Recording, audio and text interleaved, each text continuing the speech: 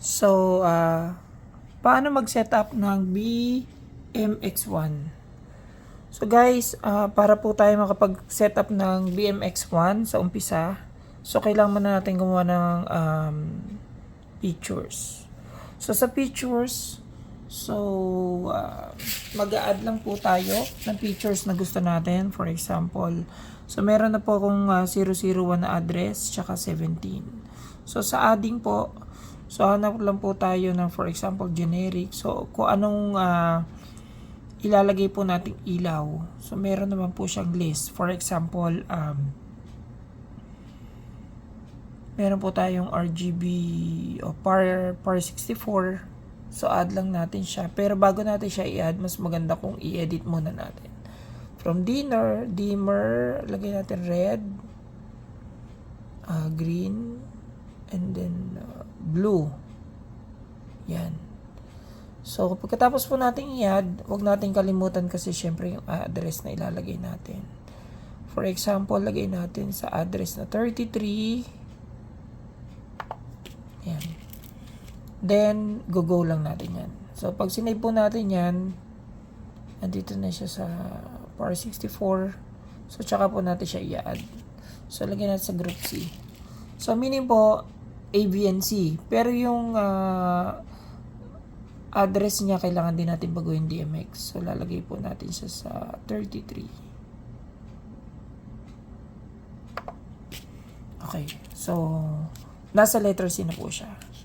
So, pag ginawa ko po yung tatlo, so, meron siyang groupings na ABC. Pero since hindi ko nakakabit yung letter C ko, so, nakag-group ko lang po dito ay yung A and B. So, ito po yan. So, sa A and B, from colors tayo. So, ito po yung A. Ito po yung malaki. So, red, green, blue, magenta, UV, and coral. So, dito naman po sa kabila, dito is red, green, blue, magenta, UV, and coral. So, lagyan natin to sa red. So, ito pwede po natin to i-move nang gawin natin tong green to isa. Okay? So, paano kung medyo ito yung medyo mahirap na part? Gusto ko ito mag-strobe. Ito, ayoko. So, punta lang tayo sa color effects. So, pipindutin ko lang yung group A na gusto ko mag-strobe. Ito. So, mag-strobe siya. So, yung speed niya, depende yung kung gusto ko mabagal. So, dito siya nababago. Yung bagal ng speed niya at ito yung bilis. Okay? So, paano kung ito naman ang gusto ko mag-strobe? Pipindutin ko lang yung B. Tanggalin ko yun. Ito naman ang mag-strobe. Kung gusto ko ng both, pindutin ko lang siya. So, both strobe. So, nandito lang po yung speed niya. So, ayan po yung speed ng strobe niya. So, ayan.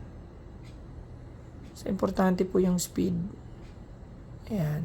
So, gusto ko medyo mabilis. Ayan, medyo mabilis pa. 100%. Okay? So, since ayoko siyang i-cut ko yung ano niya. So, napapalitan rin po yan ng kulay.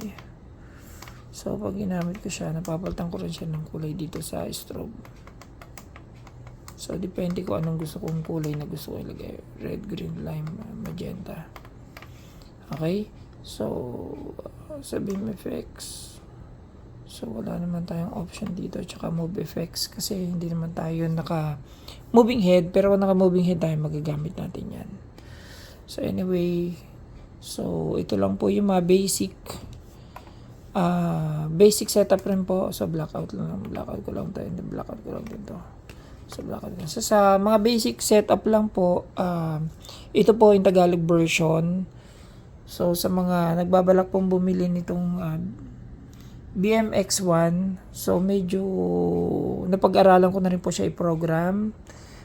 Pwede rin po kayo magtanong, pakisave na lang din po itong video, or kung gusto niyo naman po, paki-like na lang po and pa-follow para pa sa mga ibang update po ng pagpo-program nitong BMX1. Sa mga makaka-encounter lang po ay ito po.